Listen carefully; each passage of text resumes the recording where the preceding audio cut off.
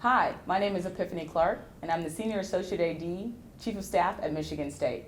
I'm here today with GoEun Lee, Senior Associate AD, CFO at Yale, and Sharon Brummell, Executive Senior Associate AD, CFO and SWA at Georgetown.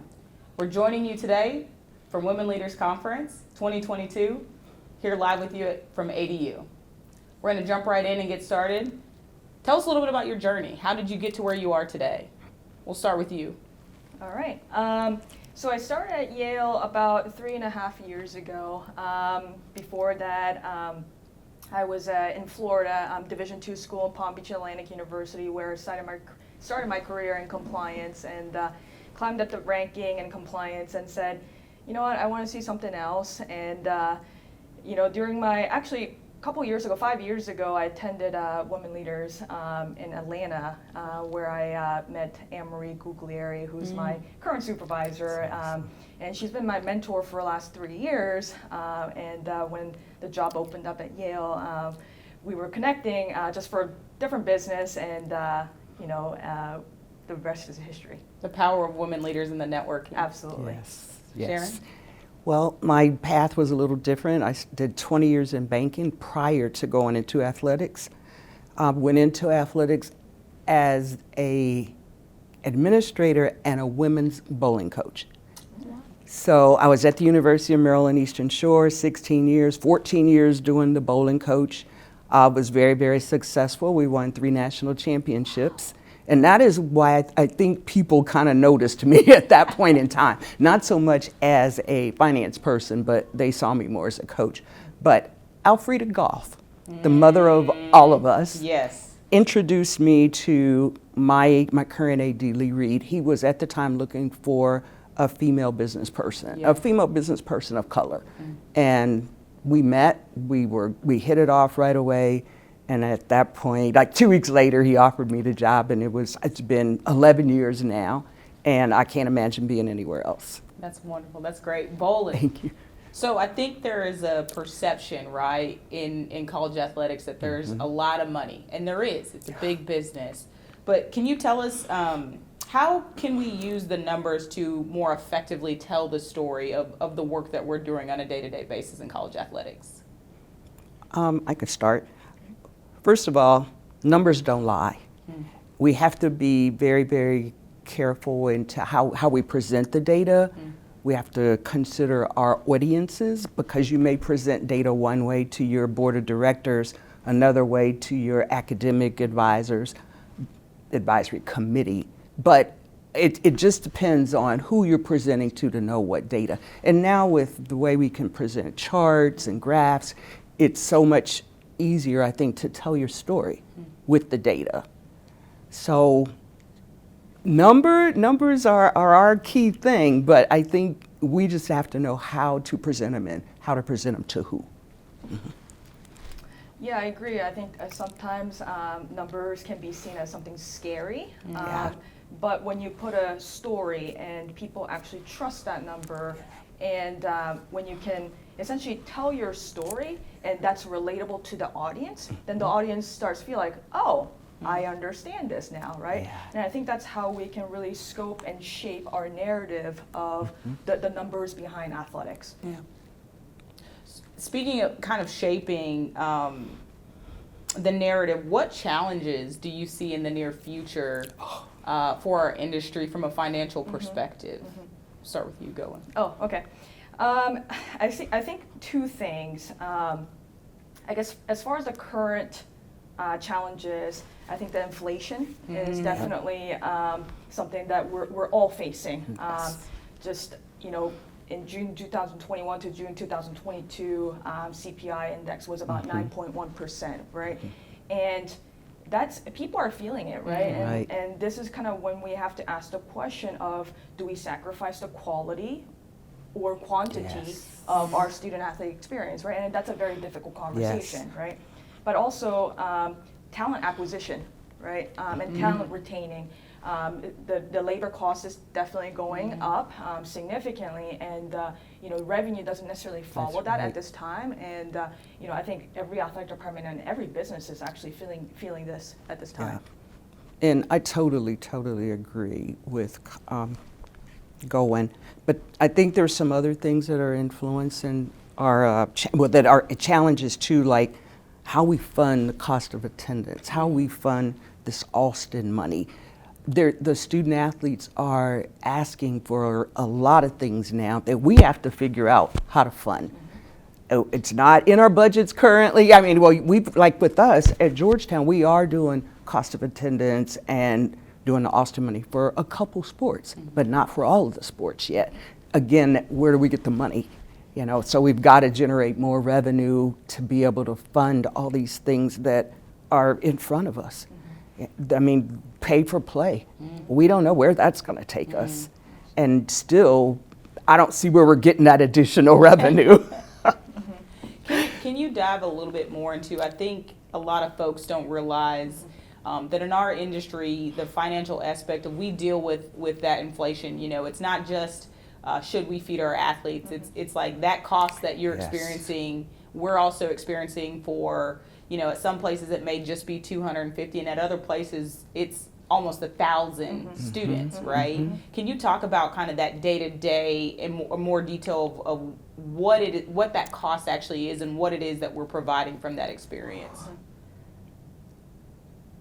Do you want to take it, Sharon? I'm going to let you start with that one. Yeah. So I think you know, when we look at it at a very, very small scale, right? It could be just individual meal where, you know, we used to be able to feed our student athletes at breakfast, let's say $10, right? Now in the city of New Haven, that cost now has to be about $15, right? But when you consider that for, you know, about 1,000 student athletes that we have, that adds up, right? And it's not that they only take one trip, they take multiple trips, right? So when we do that and, you know, our revenue isn't growing at the same pace as, you know, we want, right? That's when we are starting to see, like, where do we cut and or how do we increase the revenue, right? And Yale in particular, we're very, very reliant on our endowment distribution.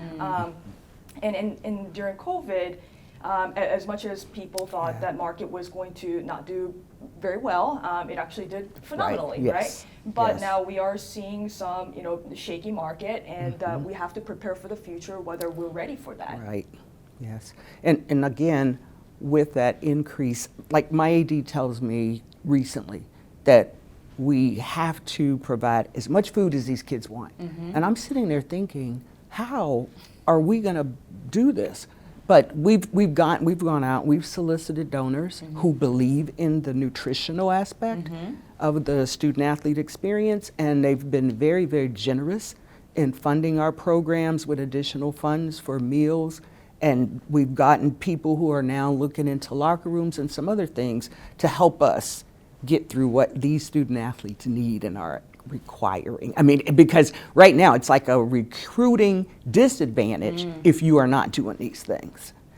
I think you bring up a good point in revenue diversification, right? So there's the staple of the tickets, the donors, different things like that. From your perspective, where does the opportunity lie to fill in some of those gaps?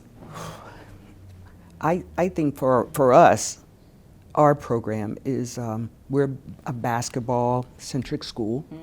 And right now, I think the majority of what we're looking at for revenue would come from our ticket sales, which means that our basketball team has to be successful. So finding the things that we need to do to make sure that they're taken care of and being successful and generating revenue, because along with those ticket sales is that contribution that's attached to the ticket sales. So one thing during COVID, everybody's looking at our numbers and they're like, well, God, this is down. Well, yeah, we didn't have a tournament. So we had no revenue from that tournament. We had no kids on campus, so you had no revenue from your housing, from your meals, no revenue from parking. It was just, revenue had just gone. But we were lucky in that our donors, we probably had our highest donation year was during COVID. That's phenomenal. So that was great. I mean, they knew that everybody was suffering. The reality. Right. So it was really, really great that our donors did step up because, of course, everybody experienced that loss in revenue. Yes. Yeah, so How we think about, I guess, revenue, distribution, I see it two ways. One of them is current revenue. How do we allocate the revenue, right? So the constant thing that we think about is, when we raise money, right, do we do current giving? Do we do capital gift? Do we do endowment principle, right? And all those three things have different impact, whether that's immediate or future, right? And in Ivy League especially, and Yale particular, we take a lot of pride in our endowment, right? Because we want to impact the future generation, right? But we can't forget the current needs as well, right? Because at the end of the day, we want to improve our facilities. We want to impact our student-athlete experience right now, right? And then the second item I would say is, what is a new source of revenue generation, right? And so this is where I have a lot of fun because this is where we get to be creative and strategic. So every Friday at 9 a.m. We have this thing called Crypto Coffee Chats. And it's just literally a think tank group where curious minds of the department just gather together and we talk about new ideas. And sometimes that could be just revenue generating, or sometimes it could be just cost savings, right? And during those ideas, one of the things that we actually came up with, actually in partnership with our assistant athletic director for brand management, associate athletic director for brand management, Brock Hazlett, that we are trying to get into this area or space of metaverse. And I know you all are all talking about it, right? Oh, right? absolutely. So just stay tuned because we just actually closed a contract with one of the company in the metaverse space where we will be able to leverage Yale's asset and create revenue, right? Yeah. And those are the things that new ideas where curious minds that are not necessarily involved in business who are creating revenue for the department. So I think that's a great. good point too, because a lot of times, we joke with our CFO of like, open the wallet, like give a little bit. But can you talk about how you navigate building those relationships across the department to understand the needs to be able to create the crypto coffee session so that everybody kind of has an input, a voice, an opportunity to share? Because we're all in it together, right? Yeah. It's not one person making the decision to say yes or no to opportunity. Right. Yeah, absolutely. So I think for me, first thing is creating that relationship, right? Sometimes, so for in the case of Brock, he and I hang out outside of work, right? And we talk about some crazy things that are not Yale athletics related, right? And from there, we're like, oh my gosh, Brock, why don't we incorporate this in Yale athletics, right? And from there, we kind of go down these steps and rabbit hole, and sometimes some people need to take us out of that rabbit hole, right? But at the end of the day, that's where we reap one of those great ideas where we're like, wow, I think we can actually leverage this. Because at the end of the day, like Yale does have a lot of great assets, right? And we just have to find the right way to leverage them, right? And from that process, you're like, oh my gosh, we can actually generate revenue too. Let's do it, right? Yes, that's awesome. That is. And for us at Georgetown, we do have monthly meetings with our coaches and our staff, and it's just a time to just talk about things that we can do to improve what we are currently doing. And it's been very, very interesting because they come up with a lot of different ideas and the ideas that we haven't thought about yet. So implementing those ideas is a challenge sometimes, but I think that we do bring everybody in so that it's not just one or two people trying to decide on how to do something. More minds, you're going to come up with a lot better ideas. So the second part of that, you guys are transitioning so well. It's so great. So being able to kind of almost interdepartmentally network and kind of build off of those. What are some of the skills in your role that you have found that have been valuable outside of the, I think you talked about a little bit of having the conversations outside of work, but what are some of the skills that have been sort of invaluable that you've picked up from other industries, started off in banking, you start off, that you've translated over that don't traditionally fit college athletics, right? But they've been crucial to your success. Go ahead. I think for me, the biggest thing has been just communication and communicating with the right people and communicating the right words with the right people. And especially with like donors, they are so important to us. And you have to learn how to engage with them, how to form relationships with them. And the same thing with your folks on the internal side. You've got to have relationships with your equipment manager, with your ticket person, with everybody that's in a revenue generating, and just everybody in your department, period. So I think communication is one of the biggest things that's helped me, is just making sure that I'm knowing that I'm communicating with all of my constituents and they're doing the same back. I would say seek curious minds. I'm a just very curious person to begin with. And because I'm curious, I go to all these different areas within the department, like, why do you do that way, right? And when you start asking those questions, you start to understand their expertise, and then you're like, oh my gosh, I've never really understood the intricacy of all the things that happens within the athletics department. As much as we pay for it, right, it's still very hard to understand, right? And so for me, when you start asking those questions, you can start seeing who else has that curious mind. And when you kind of put those curious minds together and people who are passionate about Yale athletics, that's when you start generating a lot of great ideas. Right. So one of the things we talk about with women leaders is lift as you rise. And so for someone out there that is, good with numbers or has that background and they're trying to get into the business office, or what is it that you look for to say, yes, this is the next generation of talent? What are those skill sets, or how can they get to where you are one day? Sharon, I think they all look up to you. And it's funny because I have not looked for a particular skill set, with the exception of how dedicated they are to the program, to our department, and how hard they work. Because I have had some really good business managers work under me who didn't know anything about business prior to coming into my department.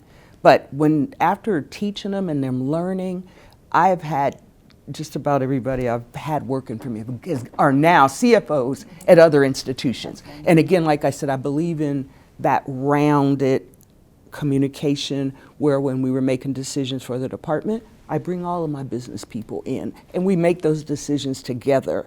We discuss it, we think about what makes the most sense for us and for our programs. But been very, very successful. I don't know if it's just that these people get along really, really well with other people, which is really important because they work so closely with our coaches. But everybody has loved these people. And again, only one or two have actually had a finance background. Wow. So I think it's just what you want to do, how badly you want to do it, how much you want to put into doing it. Absolutely. Yes. Absolutely. Yeah, I would say the constant phrase that I use within my department is we want to be the enabler of the operation, because I think many times some of the internal units like compliance or business office, we're always looked at, you're the people who say no, right? But in reality, that's really not the truth, right? We want to deliver the mission and carry out the mission just as much as you do, right? But when you are sometimes burned out, right, it's easier to say no, right? But if you can have that mindset of like, we are the enabler of the operation, and of course there's a guardrails and parameters that we have to stick through, right? But if we can still maneuver and help coaches and help our student athletes to get through that, I think that's how you will succeed in this industry. Yes. Absolutely. Yes. Absolutely. One sort of parting question. What is one piece of advice that you got that you would share with others?